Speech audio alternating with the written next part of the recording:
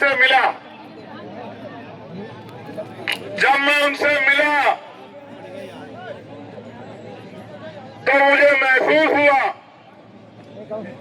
कि नौजवानों में कितनी शक्ति है। यहां बैठे हर एक नौजवान को मैं कहना चाहता हूं, जब मैं सुबह उनसे बात कर रहा था, एक क्रांतिकारी दूसरे क्रांतिकारी से उनको पढ़ने के बाद बात कर रहा था, क्योंकि मैंने जेल की काली कोठरियों में, जेल की अंधेरी रातों में दो महापुरुषों को, बाबा साहब अम्बेडकर और मान्यवर काशीराम, और उनके बाद अगर किसी नायक को पढ़ा है तो वो शहीद आजम सरदार भगत सिंह जी को पढ़ा है। और आपको जान के अचरज होगा मेरे नौजवान साथियों कि शहीद आजम सरदार भगत सिंह जी ने 23 साल 5 महीने 26 दिन की उम्र में देश के लिए हंसते हंसते फांसी के फंदों को चूमा था। मातृभूमि की रक्षा के लिए, मातृभूमि को अंग्रेजों से आजाद कराने के लिए 24 साल से कम उम्र में अपने प्राणों का बलिदान दिया था। तो मैं ये सोच रहा था कि ये जो तमाम लोग कहते हैं कि चंद्रशेखर आजाद से तो नौजवान जुड़ा हुआ है, मैं ये कहना चाहता हूं, जब 24 साल का नौजवान अपनी मातृभूमि की रक्षा के लिए, गुलामी की बेड़ियों को काटने के लिए अपने प्राणों का हंसते हंसते बलिदान दे सकता है, तो ये जो युवा यहां खड़ा है नौजवान, अगर ये ठान ले तो 2027 में मुख्यमंत्री जी का बोरी बिस्तरा भी बांध सकता है। इस बात का भी मुझे भरोसा है। और मैं कहना चाहता हूं उत्तर प्रदेश की तानाशाही सत्ता से कि जुल्म जाति अन्याय अत्याचार की बेड़ी कटेंगी, नौजवान अंगड़ाई ले रहा है और वो अपने ऊपर हुए के जुल्म का हिसाब 2027 में वोट के आधार पर करेगा। मेरी बात को आप याद रखना। प्यारे साथियों, मैं ओम प्रकाश वाल्मीकि जी की इन 2 लाइनों से आज की बात की शुरुआत करूंगा। इन त्रासदियों को अभी न जाने कितनी सदियों तक सहना है। इन त्रासदियों को अभी न जाने कितनी सदियों तक सहना है। हौसला रखिए, वे तुम्हें जीने नहीं देंगे और हम तुम्हें मरने नहीं देंगे। मेरी बात को आप याद। प्यारे साथियों, जब आप घर से मोटरसाइकिल पे, 4 पहिए की गाड़ी पे, पैदल जब घर से निकले होंगे इस उम्मीद से कि हमें रैली में जाके कार्यक्रम को सफल बनाना है, आपके मन में जो भाव है उन भावों का कोई तोड़ नहीं है, उसकी कोई कीमत नहीं है। अब तो हम पे जिम्मेदारी है कि जो वादा हम आज आपसे करेंगे, मैं गारंटी देके कहता हूं, राजकाज बनने दीजिए, साल भर बाद एक एक बात को चेक कीजिएगा पॉइंट के साथ, जो वादा आपसे करेंगे उसको पूरा करके देंगे। मेरी बात को आप याद रखना।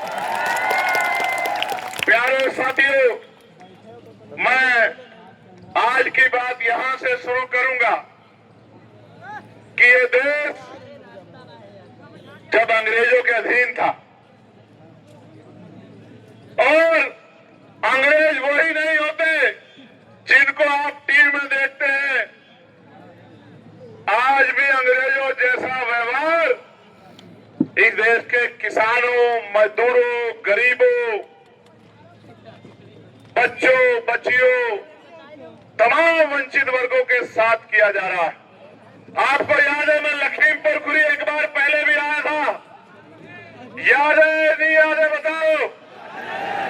कहाँ आया था? तिगुनिया। कैसे?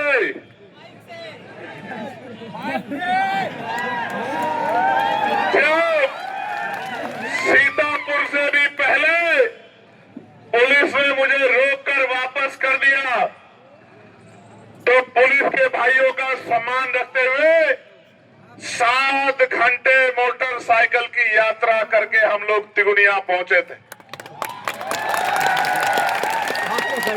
और क्यों पहुंचे थे? क्योंकि वहां किसानों के साथ अन्याय हुआ था।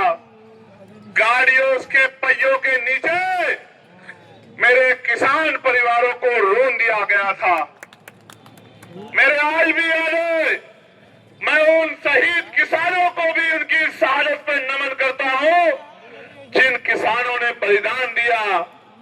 वो टायर किसानों के ऊपर नहीं चढ़ा था, वो हर एक किसान मजदूर के घर पे, उसकी फसल पे, उसके सम्मान पे चढ़ा था।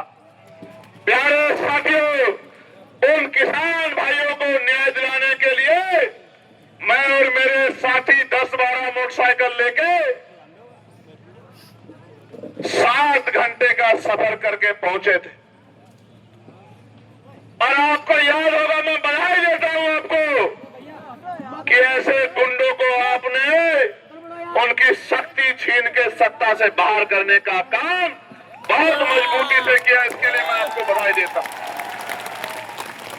लोकतंत्र की शक्ति उनको दिखाई कि अगर कोई गुंडागर्दी करेगा तो दोबारा लोकसभा की चौखट नहीं देख पाएगा। मैं आपको बधाई देता हूं, आपने बहुत मजबूत फैसला लिया। प्यारे साथियों, बाबा साहब अम्बेडकर 1930 में ये बात कहते हैं कि हमारे दुखों को हमारे सिवाय कोई और नहीं मिटा सकता है। हम भी इन्हें तब तक नहीं मिटा सकते जब तक राजनीतिक सत्ता हमारे हाथ में नहीं होगी। मेरी बात पे गौर करो। लोकतंत्र से पहले बाल प्रजापति, कश्यप, सैनी, मौर्य, साक्य, कुशवाहा, बिंद, राजभर, केवट, मल्ला, जाट, गुर्जर, यादव, लोधी, विश्वकर्मा, सैन, तमाम वंचित वर्गों के बच्चों को अगर किसी ने नहीं पढ़ा तो पढ़ लेना। 1935 से पहले किसी सरकारी पद पे जाने का अधिकार भारत के अंदर नहीं था।